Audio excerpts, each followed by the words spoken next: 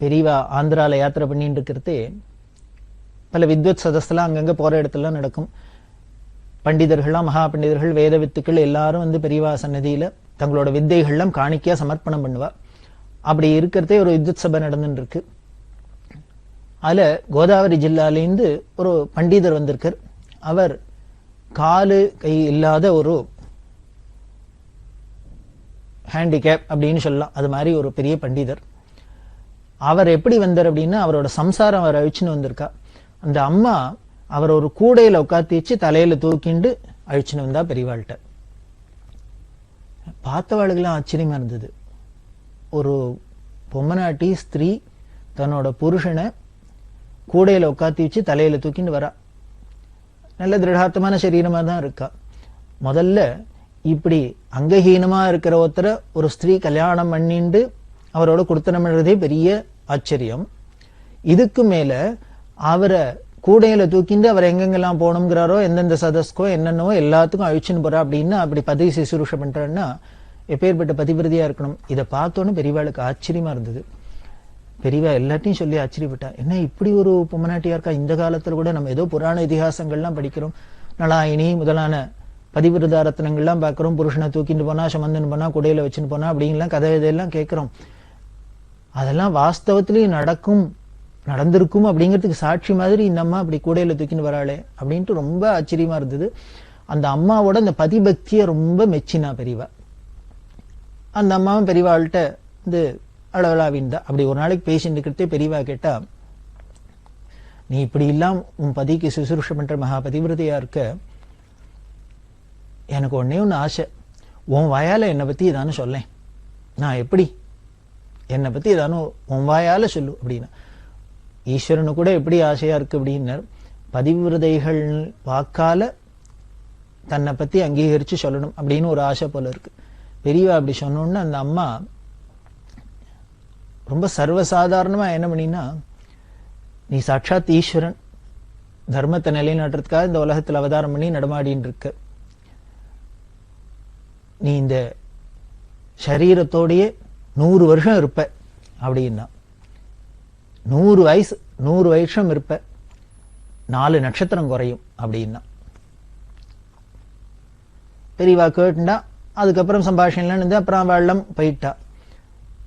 இதுல ஒரு ஆச்சரியம் என்ன அப்படின்னா, எப்பவோ பெரியவாளை பார்த்து ஒரு பதிவிரதை என்ன சொன்னா, பெரியவா கேட்டதுக்கு நீ 100 வயசு இருப்ப, 4 நட்சத்திரம் குறையும் அப்படின்னு சொன்னாலும் இல்லையோ, அது பின்னால பார்த்தா பலிச்சுது. 1994 பெரியவா சித்தியானா. மே மாசம் வந்தீங்கன்னா 1994 மே மாசம் வந்தா பெரியவாளுக்கு 100 வயசு பூர்த்தியாகி 101 பிறந்திருக்கும். ஆனா ஜனவரியிலேயே பெரியவா சித்தி ஆயிட்டா. அப்போ பிப்ரவரி, மார்ச், ஏப்ரல், மே இந்த 4 மாசம் அந்த அம்மா என்ன சொன்னா, 4 நட்சத்திரம் குறையும்னா, நீ 100 வயசு இருப்ப, 4 நட்சத்திரம் குறையும் அப்படின்னு சொன்னா. இப்போ இந்த 4 மாசத்துல 4 அனுஷம் குறைஞ்சது. இந்த 4 அனுஷமும் பூர்த்தி ஆயிருந்ததுன்னா பெரியவா 100 வயசு கம்ப்ளீட்டா பூர்த்தி ஆயிருக்கும். 101 அடி எடுத்து வச்சிருப்பா. ஆனால் ஜனவரியிலே பெரியவா அந்த திவ்ய சரீரத்தை மறைச்சுனுட்டா, சித்தி ஆயிட்டா. இந்த பதிவிரதையோட வாக்கு சத்தியமாக்கிறதுக்கோ இல்ல சத்தியம் அப்படின்னு உலகத்துக்கு காமிக்கிறதுக்காக தான் போல இருக்கு. இப்படி பல நிகழ்ச்சிகள் பெரியவாளோட சரித்திரத்துல, பெரியவாளோட அங்கங்க வாளோட பழகினவா, வந்து பார்த்தவா, பக்தா, இவாளோட பெருமையெல்லாம் நினைச்சாலே ஆச்சரியமா இருக்கு. இப்படி பல பேர் எல்லாமும் இந்த காலத்திலையும் இருக்கா அப்படிங்கிறதுலாம் நமக்கு தெரியுது. இப்படி பெரியவா யாத்திரையை தொடர்ந்துட்டு வரா. 1926 வருஷம் மார்ச் மாசம் திருவானைக்காவல்ல பெரியவா இருக்கிறதே தான் ஜமன்லால் பஜாஜ் அப்படிங்கிற ஒரு பக்தர், Rajaji, doctor TV Swaminatha Sastri, P Jayaramaiyer, இவாள்லாம் வந்து பெரியவா தரிசனத்துக்கு வந்தா. இந்த முக்கிய பிரமுகாள்லாம் வந்திருக்கா பெரியவாளை தரிசனம் பண்ணணும்னு. பெரியவா திருவானைக்காவில தான் தங்கியிருந்த ஜாகையில மாடியில இருந்தா. இந்த ஜமன்லால் பஜாஜ், டிவி சுவாமிநாத சாஸ்திரி, ஜெயராமையர் எல்லாரும் பெரியவா தரிசனத்துக்கு மேல போயிருந்தா. ஆனா இவா எல்லோடையும் கூட போன ராஜாஜி மட்டும் மேல போல கீழே இருந்தார். இவாள்லாம் வரப்போறா அப்படின்னு பெரியவாளுக்கு முன்னாலே விஷயம் தெரிஞ்சதுனால எல்லாரையும் பார்த்தா. ராஜாஜியும் வரப்போறான்னு அவரை காணுமே அப்படின்னா உடனே அல்ல இந்த ஜெயராமையருங்கிற சொன்னார், இல்ல அவர் கீழேயே இருக்கார், நாங்கள்லாம் மேல வந்துட்டோம், எங்கெல்லாம் போக சொல்லிட்டு நாங்க மேல வந்திருக்கோம், பெரியவா தரிசனம் பண்ணிட்டு போறோம், அவர் கீழே இருக்கார் அப்படின்னு. உடனே பெரியவா அப்படியா அவரையும் கீழே இருக்கார் அப்படின்ட்டு அந்த ஜெயராமிட்ட சொன்ன, நீ போய் அவரை அழிச்சுன்னு வா அப்படின்னு. இவ்வளவு தூரம் வந்துட்டு மடத்துக்குள்ள வந்துட்டு மடத்து வாசப்படியை முடிச்சுட்டு தன்னை வந்து பார்க்கலன்னா அவருக்கு என்ன ஏதுன்னு தெரியணுமே, காரண காரியம் புரிஞ்சுக்கணுமே. எல்லாரும் பெரியவாளை பார்க்கணும், எங்கேருந்தானும் தூரக்கேந்தானும் ஒரு நிமிஷமானு பார்க்கணும் அப்படின்னு தானே ஆசைப்படுறோம். அப்படி இருக்கிறதே இவர் வந்துட்டு மடத்துக்கும் வந்துட்டு உள்ள வந்து பெரியவாளை நேர பார்க்கலன்னா அதுக்கு ஏதாவது காரணகரணம் இருக்கலாமே. அப்படிங்கிறதுனால அவரை போய் அழிச்சுன்னு வா. ஏன் வரல அவர் இங்க, அவரை போய் அழிச்சுன்னு வா அப்படின்னா உடனே இந்த ஜெயராமர் போய் ராஜாஜியை கீழே கூப்பிட்டார், உங்களை பெரியவா மேல உத்தரவாருது வரணும் அப்படின்னு. ஏன் நீங்க வரலன்னு கேட்கிறா, வரணும் அப்படின்னா, ஐயோ அதெல்லாம் ஒண்ணும் இல்லை பெரியவா அப்படிலாம் தப்பா நினைச்சுக்கூட அப்படின்னு உடனே ராஜாஜி மேல வந்தார். வந்தோடனே ராஜாஜிட்ட பெரியவா கேட்டா, என்ன நீங்க இவ்வளவு தூரம் வந்துட்டு கீழே இருந்துட்டு ஏன் வந்து என்ன பார்க்கல அப்படின்னு, என்ன காரணம் தெரிஞ்சுக்கலாமா? ராஜாஜி சொன்ன, இல்ல ஒன்றும் இல்லை, தப்பா ஒரு காரணமும் இல்லை, நான் என்ன ஸ்நானம் பண்ணல, அதனால ஸ்நானம் பண்ணி மடி பண்ணி காத்துனால பெரியவாளை வந்து தரிசனம் பண்ண வேண்டாமேங்கிறதுக்காக தயங்கின்னு கீழே இருந்தேன் அப்படின்னு. அவர் குளிக்கல, ஸ்நானம் பண்ணல, அதனால பெரியவாளை வந்து தரிசனம் பண்ண வேண்டாம், ஏன்னா ஒரு மகான தரிசனம் பண்ணிட்டே சுத்தபத்தத்தோடு போகணும் அப்படிங்கிற ஒரு சம்பிரதாயம் இருக்கிறதுனால அது நம்ம பண்ணலையே, ஸ்நானம் பண்ண முடியலையே, பண்ணலையேங்கிறதுனால வரல அப்படின்னு சொன்னேன். உடனே பெரியவா சிரிச்சுன்னு, அவ்வளவுதானே அப்படின்ட்டு சொல்றா, நீங்க எதுக்கு ஸ்நானம் பண்ணணும், நீங்கள்லாம் தேச சேவையில ஈடுபட்டிருக்கீள், இப்படி தேச சேவையில ஈடுபட்டிருக்கிறதுனால உங்களுக்கு ஸ்நானம் பண்ண கூட நேரம் இல்லாத இருக்கலாம், உங்களோட சொந்த காரியத்தை பார்த்துக்கிறதுக்கு கூட டைம் இல்லாத பல பேர் தியாகம் தானே பண்ணியிருக்கா, சேவையில ஈடுபட்டு இருக்காளே. சர்வீஸ் அப்படின்னாலே, சேவை அப்படின்னாலே அந்த சுயநலம் போயிடும், சுயநலம் போறதுக்கு தான், அப்படி பண்ணாதான் நிஜமான சேவை. அந்த சேவையில ஈடுபட்டு இருக்கிறதுனால உங்களுக்கு ஸ்நானமும் இதுக்கெல்லாம் கூட டைம் இல்லாத இருக்கலாம், இதனால ஸ்நானம் பண்ணலேங்கிறதுனால என் வந்து பார்க்கல அப்படின்னு இருக்க வேண்டாம். உங்களை மாதிரி இந்த சேவையில ஈடுபட்டு இருக்கிறவாளுக்கெல்லாம் மனசுல ஒரே ஒரு லட்சியம் தான் இருக்கு, தேச சேவை பண்ணணும், சமுதாயத்துக்கு ஒரு நல்லது பண்ணணும் அப்படிங்கிற ஒரு எண்ணம் தான் இருக்கு. அப்படி மனசுல அந்த நல்ல எண்ணம் இருக்கிறதுனாலே மனசு சுத்தியா இருக்கு. அந்த மனசு சுத்தமாயிட்டாலே சரீரமும் சுத்தம்தான், ஆத்ம சுத்தி ஏற்பட்டுருத்து. அதனால பாஹ்யாபியந்தர சுச்சிகி மானசம் வாச்சிகம் பாபம் கர்மணா சமுபார்ஜிதம் ஸ்ரீராம ஸ்மரணேனைவ வியபோஹதி நசம்சேஹா அப்படின்னு நமக்கு சொல்லப்படுறதே. உங்களுக்கு அப்படி மனசுல அந்த எண்ணமும் அப்படி நல்ல எண்ணமாவே இருக்கிறதுனால உங்களுக்கு எப்பொழுதும் உள்ளேயும் சுத்தமா இருக்கும், வெளியிலையும் சுத்தமா தான் இருக்கும். அதனால நீங்க இந்த ஸ்நானம் பண்ணினாதான் என்னை வந்து பார்க்கணும் அப்படிங்கிற ஒரு நியமம் வச்சுக்கணுங்கிற அவசியம் இல்லை. அதுக்காக அதை பிரேக் பண்ணிட்டு பண்ணாத வரணும் அப்படிங்கிற அவசியம் இல்லை. அது பண்றதுக்கு டைம் இல்லாத போயிடுச்சுன்னா அதுக்காக தரிசனத்தை வர வேண்டாம், இங்க வரத்தை குறைச்சிக்க வேண்டாம், அவசியம் வரலாம், உங்களுக்கு எல்லாம் தடையே கிடையாது. அதனால நீங்கள்லாம் எப்பொழுதும் இப்படி வரலாம் அப்படின்னு சொன்னோம். இதை கேட்டோன்னே ராஜாஜி ரொம்ப உருகி போயிட்டார்.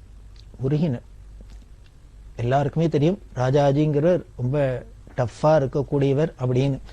அப்படி இருந்தவாள்லாம் கூட நெக்கு உருகிறாப்புல நெகிழறாப்புல பெரியவா தன்னோட அன்புனால வசப்படுத்திடுவார்.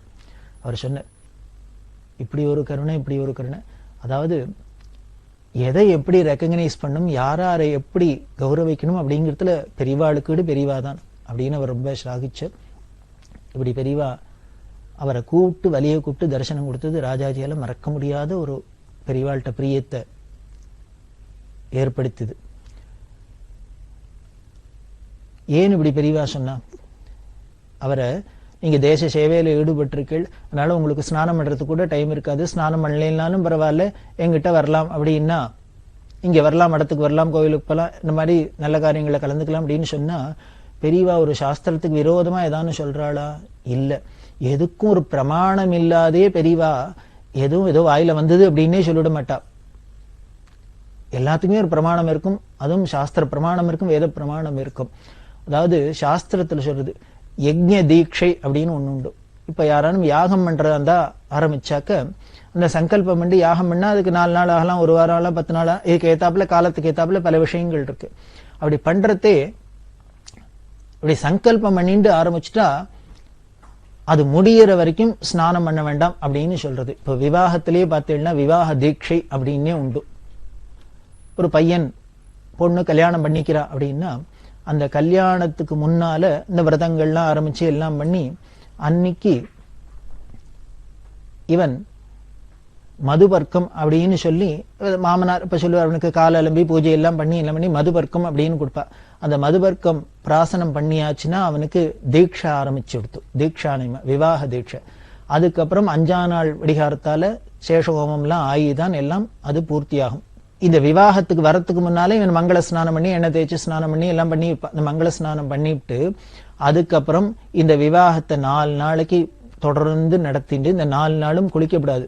அதே இந்த கட்டின புது வஸ்திரத்தோடய இந்த தம்பதிகள் இருக்கணும்.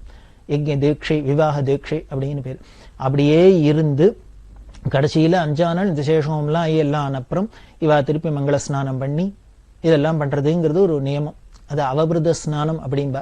இது மாதிரிதான் யாக யஜ்ஞங்களுக்கும் இவ யாக சங்கல்பம் பண்ணிட்டு யாகசாலைக்குள்ள பிரவேசிச்சாச்சுன்னா அந்த தம்பதிகள் அதுக்கப்புறம் அவ ஸ்நானம் பண்ணாத அப்படியே இருந்து கடைசியில எல்லாம் யாகெல்லாம் பூர்த்தியானோன்னு மங்கள ஸ்நானம் அவபிருத ஸ்நானம்னு பண்ற வழக்கம்.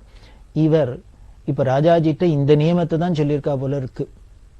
நீங்கள்லாம் சுதந்திரம் அடையணும் அப்படிங்கிற ஒரு பெரிய சங்கல்பத்தை பண்ணிட்டு இந்த சுதந்திர போராட்டத்துல குதிச்சாச்சு, இந்த சேவையில குதிச்சாச்சு. அத சுதந்திர வேள்வி அப்படின்னே கொள்ள சொல்ற வழக்கமா இருக்கே. இந்த யஜ்ஞ தீட்சைங்கிறது தான் போல இருக்கு. சுதந்திர வேள்விங்கிற வார்த்தையாவும் வந்துடுத்து. அப்படி இந்த சுதந்திர வேள்விங்கிற அந்த தீட்சையில இருக்கிறதுனால நீங்க நடுப்புற ஸ்நானம் பண்ணலன்னா பரவாயில்ல அப்படிங்கிற ஒரு நியமம் சாஸ்திர சம்மதம் தான் பெரியவா உணர்ந்தா போல இருக்கு. அதனால நீங்க ஸ்நானம் பண்ணலனால இங்க வரலாம் அப்படின்னு சொல்ல. இப்படி பிரமாணம்ங்கிறத பார்த்து ஆச்சரியமா இருக்கும். இது மாதிரி எல்லாம் சின்ன சின்ன விஷயங்கள் மாதிரி தெரிஞ்சா கூட அதுலயும் அந்த தர்மத்தை மீறாத பிரபு அப்படிங்கிறது பெரியவாள்கிட்ட விசேஷமா தெரிஞ்சுக்கலாம். அப்படி யாத்திரை பண்ணிருக்கிறவர் பெரியவா 1926ஆம் வருஷம் சாதுர்மாசியத்தை வியாச பூஜைய காட்டு மன்னார் கோவில் அப்படிங்கிற இடத்துல பண்ணினா. அந்த காட்டு மன்னார் கோவில் பெரிய க்ஷேத்திரம். அங்க முடிச்சுண்டு அந்த வருஷம் நவராத்திரிக்கு திருப்பாதிரிப்புலியூர் அப்படிங்கிற இடத்துக்கு வந்தா. கடலூர் அப்படின்னு சொல்றோம்.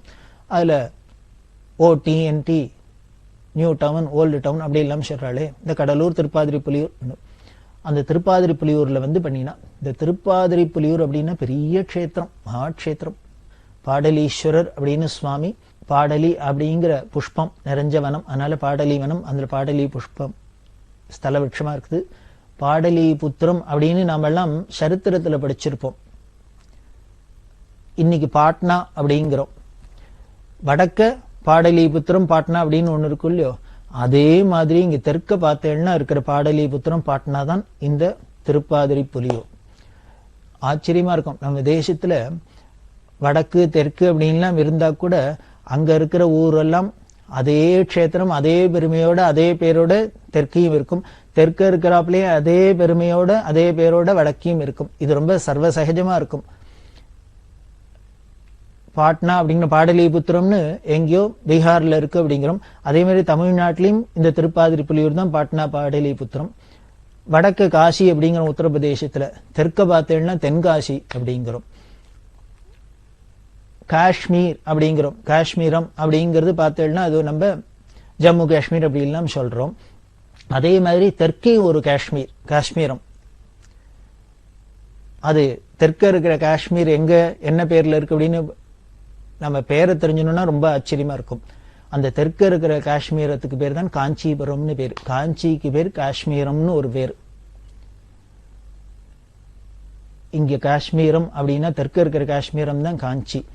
இல்ல இப்படி ஒரே பெயர் வடக்கையும் தெற்கையும் இருக்கிறதுனால நமக்கு சில சமயத்துல இந்த ஆராய்ச்சியாளர்களுக்குள்ளெல்லாம் ஒரு கன்ஃபியூஷன்லாம் வந்துடும். அதனால சில தப்பான அபிப்பிராயங்கள்லாம் பரவிடும். இப்ப இந்த காஷ்மீரம் அப்படின்னு ஞாபகம் வருது, அதை பேர் சொல்லிடுறேன். வடக்க ஜம்மு காஷ்மீர் பண்ணி காஷ்மீரம் இருக்குன்னு சொன்னோம். தெற்க இருக்கிற காஷ்மீரம் தான் காஞ்சிபுரம் அப்படின்னு சொன்னோம். சங்கர விஜயங்கள், பல சங்கர விஜயங்கள் இருக்கு. அதுல ஏதோ ஒரு சங்கர விஜயத்துல சொல்றது பகவத் பாதாள் காஷ்மீர்ல சர்வஜ்ஞ பீட்டாரோகணம் பண்ணினா அப்படின்னு சொல்றது. அப்படின்னா இந்த காஷ்மீரம் அப்படின்னா, ஆனா சில சங்கரவிஞர்கள் பிராச்சீன சங்கரவிஞரும் காஞ்சிபுரம் தான் அதுல சர்வஜ்ஞ பீட்டாரோகணம் பண்ணினா அப்படின்னு சொல்லப்படுறது. உடனே இல்ல அங்க இருக்கிற காஷ்மீர் தான், இங்க இருக்கிற காஞ்சிபுரம் இல்ல அப்படின்னு நமக்கு வாக்குவாதம்லாம் நடந்து இது பெரிய பிரச்சனையா இருதோ இல்லையோ. வேற ஒண்ணுல காஞ்சிபுரத்துக்கும் காஷ்மீரம்னே பேர் இருக்கிறதுனால அந்த கவி காஷ்மீரத்தை காஞ்சிபுரம்னு பேர் சொல்லாத காஞ்சிபுரத்துக்கு இன்னொரு பேரா இருக்கிற காஷ்மீரம் அப்படின்னு சொல்லியிருப்பார். அதுதான் அதோட நியாயமான அர்த்தமா இருக்கணும். அதனால இந்த காஞ்சிபுரத்துல காஷ்மீரம் அப்படின்னு பேர் இருக்கிறதுனாலே காஷ்மீர்ல சர்வஜ்ஞ பீடாரோகணம் பண்ணார், சர்வஜ்ஞ பீடாரோகணம் பண்ணார்னா இங்க காஞ்சிபுரம் தான் அது அப்படிங்கறத நாம பெரியவா அதெல்லாம் பார்த்தீங்கன்னா தெய்வத்தின்குள்ள ரொம்ப ரிசர்ச் பண்ணி இதெல்லாம் சொல்லியிருக்கா. அப்படிதான் அதே மாதிரி வடக்க இருக்கிற ஒரு பாடலிபுத்திரம் தான், தெற்க இருக்கிற பாடலிபுத்திரம் தான் இந்த திருப்பாதிரிப்புலியூர். அதுல தங்கியிருந்தா ரொம்ப உயர்ந்த க்ஷேத்திரம். திருப்பாதிரிப்புலியூர்ல இருக்கிறதே பழுத்த காங்கிரஸ் தொண்டர், பெரிய தமிழ் பண்டிதர், அச்சலாம்பிகை அம்மையார்னு பேரு. இந்த அம்மா பேர் அச்சலாம்பிகை அம்மையார்னு பேரு. ரொம்ப காந்தியத்துல ஈடுபட்டு அவரோட அந்த தேச சுதந்திர வேள்வியில ஈடுபட்டிருந்த ஒரு உத்தமி. இந்த அம்மா தான் காந்தியோட சரித்திரத்தை தமிழ் பாடலா ஏற்றினவ. இந்த அச்சலாம்பிகை அம்மையார் தான் காந்தியோட சரித்திரத்தை தமிழ்ல பாட்டா எழுதினா. அந்த அம்மா பெரியவாளை தரிசனம் பண்ணா. ரொம்ப வயசான அம்மா பெரியவாளை தரிசனம் பண்ணினா. பெரியவாளை தரிசனம் பண்ணி பெரியவா மேல 5 பாட்டு அங்கே கம்போஸ் பண்ணி கவனம் பண்ணி பெரியவாளுக்கு சமர்ப்பணம் பண்ணினா. இந்த அம்மா இன்னொரு விசேஷம் என்ன அப்படின்னா, இந்த அச்சலாம்பிகை அம்மையாருக்கு பெரியவாளுக்கு வேற என்ன சம்பந்தம் அப்படின்னா, பெரியவாளோட அப்பா சுப்பிரமணிய சஷ்யல்னு. இந்த சுப்பிரமணிய சஷ்யல் பள்ளி ஆசிரியரெல்லாம் இருந்தார் இல்லையா ஆரம்ப காலத்துல. அப்படி இருக்கிறதே இந்த அச்சலாம்பிகை அம்மையார் பெரியவாளோட அப்பாவான சுப்பிரமணிய சஷ்யல்கிட்ட பாடம் படிச்சா, ஸ்டூடெண்ட். அப்படி இருந்ததுனால இந்த அச்சலாம்பிகை அம்மையார் இந்த சுவாமிநாதனை, அதாவது பூர்வாசிரம பேர் பெரியவாளுக்கு சுவாமிநாதன் தானே, இந்த பெரியவா சுவாமிநாதனா சுப்பிரமணிய சஷ்யல் பிள்ளையா இருக்கிறதே தன்னோட வாத்தியாரோட பிள்ளையோ அவரை சுவாமிநாதனை பார்த்திருக்கா. குழந்தை சுவாமிநாதனா பார்த்த ஒருத்தர் இன்னைக்கு பெரிய ஜெகத்குருவா சங்கராச்சாரியாரா இருக்காளே, இதை பார்த்து தரிசனம் பண்ணி தன்னோட பழைய விற்த்தாந்தத்தெல்லாம் சொல்லி ஆனந்தப்படணும் அப்படிங்கிறதுக்காக இந்த அச்சலாம்பிகை அம்மையா தரிசனம் பண்ணி பெரியவாள்கிட்ட சொல்லி கண்ணால தண்ணி வெடிச்சுட்டு, அப்ப பார்த்த சுவாமிநாதனா அப்ப பார்த்த சுவாமிநாதனா இன்னைக்கு ஜெகத்குருவா இருக்கா. அன்னைக்கு எப்படி கிட்டக்கு போய் கொஞ்சராப்புல இருந்தது, இன்னைக்கு நம்மள அறியாத ஒரு தயக்கம் வருது, பயம் வருதே கிட்டக்க நெருங்கிறதுக்கு அப்படின்னா, எப்படி இருக்கா தபஸ்வியா இருக்கா, எப்படி இருக்கா தபஸ்வியா இருக்கா அப்படின்னு அந்த பழம் விற்த்தாந்தங்கள்லாம் சொல்லி பெரியவாள்கிட்ட ஆனந்தப்பட்டுண்டா. இப்படி பெரியவா அந்த சுவாமிநாதனா பார்த்தவன குருநாதனா பார்க்கிறமே அப்படின்னு ரொம்ப சந்தோஷப்பட்டா. நம்மளோட வாத்தியாரோட குழந்தை இப்படி ஆயிருக்கு அப்படின்னு. இதே போல அப்படி இந்த திருப்பாதிரிப்புலியூர்ல இருந்துட்டு இருக்கிறதே எழுமூர் சுப்பராம வாத்தியார் அப்படின்னு ஒரு பக்தர். அவர் பெரியவாள்கிட்ட ஒரு முக்கியமான விஷயமா பிரார்த்தனை பண்ணினார். இந்த ஏழூர் சுப்பராம வாத்தியார் அப்படிங்கிறவர் பரம சிவபக்தர். இவர் எதுக்காக பெரியவாளை பார்த்தாருன்னா, திருவாரூர்ல தேர் திருப்பணி பண்ணணுங்கிறதுக்காக வந்தார். ஏன் தேர் திருப்பணி பண்ணணும் அப்படின்னா, 20ஆம் நூற்றாண்டுல பார்த்தீங்கன்னா தொடக்கத்துல பல பாதகர்கள் சமூக விரோதிகள்லாம் என்ன பண்ணினா, நமது நாட்டோட கலாச்சாரத்தோட பாரம்பரியத்தோட கருவூலங்களா இருக்கிற கோவில்ல இடிக்கிறது, அங்க உள்ள விக்கிரகங்கள்லாம் அழிக்கிறது, கலை பொக்குஷமா இருக்கிற அந்த தேர்கள் எல்லாம் சிதிலம் பண்றது, இப்படி எல்லாம் பல ஒரு கோர தாண்டவம்லாம் நடந்த காலம் அது.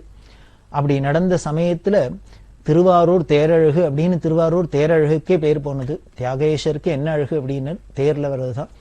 அப்படி அந்த ஊருக்கே அந்த க்ஷேத்திரத்துக்கே பெருமை தரக்கூடிய அந்த திருவாரூர் தேரை நெருப்பு வச்சு கொளுத்திட்டா. காஞ்சிபுரத்துல ஏகாம்பரேஸ்வரர் தேரு, இன்னும் பல க்ஷேத்திரங்கள்ல அந்த தேரெல்லாம் நெருப்பு வச்சு பாதகர்கள்லாம் நாசமாக்கினா, சாம்பலாக்கினா. அப்படி பண்ணினத்தினால இந்த திருவாரூர் தேர் எரிஞ்சு பஸ்மமா போயிடுத்து.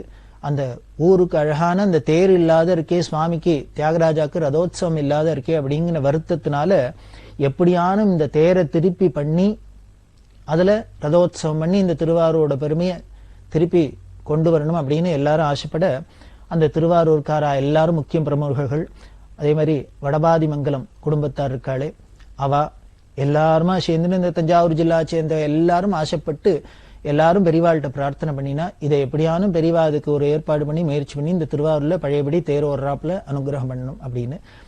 அதுக்கு ரெப்ரசன்டேட்டிவா தான் இந்த ஏழூர் சுப்பராம வாத்தியார் பெரியவாள்கிட்ட திருப்பாதிரிப்புலியூர்ல பிரார்த்தனை பண்ணிட்டார்.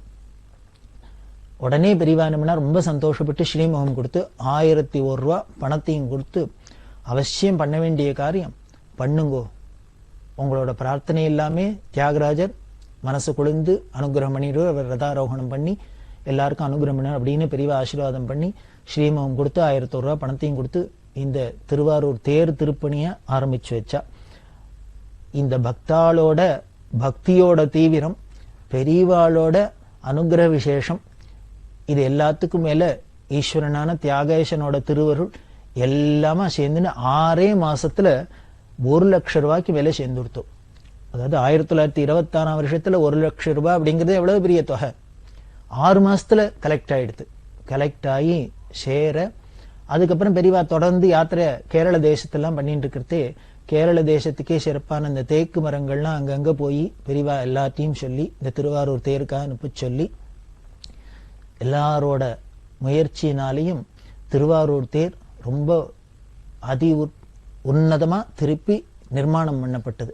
திருப்பி நிர்மாணம் பண்ணி ரொம்ப தலை சிறந்த சிற்பிகள்லாம் அதுல ஈடுபட்டு ரொம்ப பிரமாதமா அந்த தேரை திருப்பி பண்ணி தியாகராஜருக்கு ரதோத்சவம் திருப்பி பண்ண முடியுமா பண்ணினா.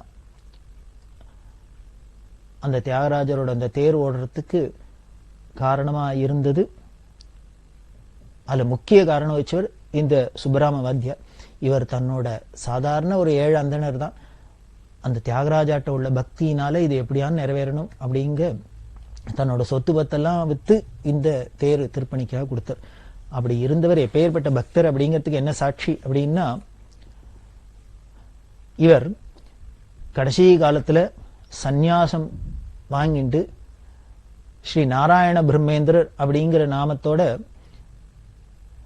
இருந்திருந்தார். ஆண்டாநல்லூர், நரிவழி, இந்த மருதவனஞ்சேரி முதலான ஊர்ல உள்ள ஆலயத்துக்கெல்லாம அவர் கைங்கரியம் பண்ணியிருக்கார். அப்படி பண்ணிவர் மருதவனஞ்சேரிங்கிற இடத்துல இருந்திருந்தார். கடைசி காலத்துல சன்னியாசம் வாங்கிட்டு தியாகராஜாட்ட ரொம்ப பக்தி அப்படின்னு சொன்னேன். அப்படி இருந்தவர் 1948 வருஷம் இந்த மருதவனஞ்சேரியில சன்னியாசாசிரமத்துல இருக்கிறதே ஒரு நாளைக்கு பத்மாசனத்துல அமைஞ்சுண்டு உட்காந்துட்டு தியாகேஷா தியாகேஷா தியாகேஷா அப்படின்னு கத்தினர். அப்படியே தியாகராஜரோட ஐக்கியமாயிட்டார். சுவாமி கீதையில சொல்ற, அந்திம காலத்துல என்னோட ஸ்மரணையோட வந்தா என்னையே அடைஞ்சுற, திருப்பி ஜென்மா கிடையாது அப்படிங்கிற. இது என்னமோ நிதர்சனமா கண்ணெதிர்க்க பாக்குறாப்புல இந்த சுப்பராம வாத்தியார் மருதவனஞ்சேரியில தியாகேஷா தியாகேஷா தியாகேஷா அப்படின்ட்டு கூப்பிட்டு கத்திண்டு அந்த தியாகராஜ நாமத்தோடையே தியாகேஸ்வரோட ஐக்கியமானார். அப்படின்னா இதெல்லாம் கிடைச்சிடுமா எல்லாருக்கும்? எப்படி கிடைச்சதுன்னு அந்த திருப்பணி பண்ணாரு, தேர் திருப்பணி, அதோட பெருமை. அப்படி சிவத்தொண்டுன்னா சாதாரணமா அப்படிதான் இந்த திருவாரூர் தேர் பெரியவாளோட கைங்கரியத்தினால திருப்பி ஓட ஆரம்பிச்சு.